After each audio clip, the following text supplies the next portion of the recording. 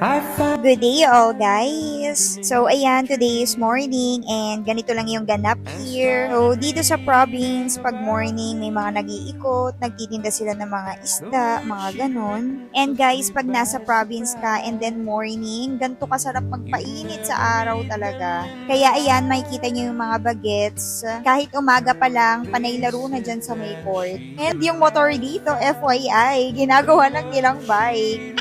And guys, since nasa Hacienda Talabaan yung lugar na to, so ganito yung itsura sa mga likod ng bahay nila.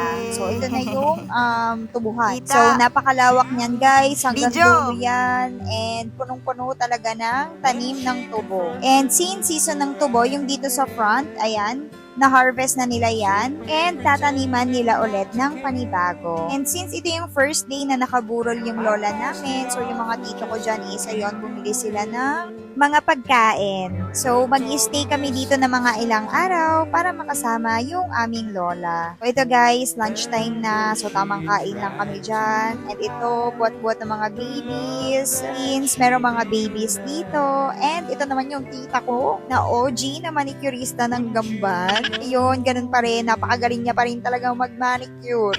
So, ayun, tamang linis-linis siya dyan.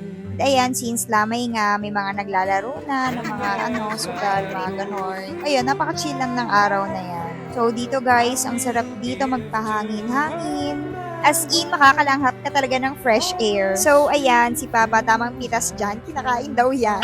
And ayan, tamang food trip lang ng tubo, guys. Kasi ang dami yan dito talaga. So, that's it for now. Thank you for watching, guys.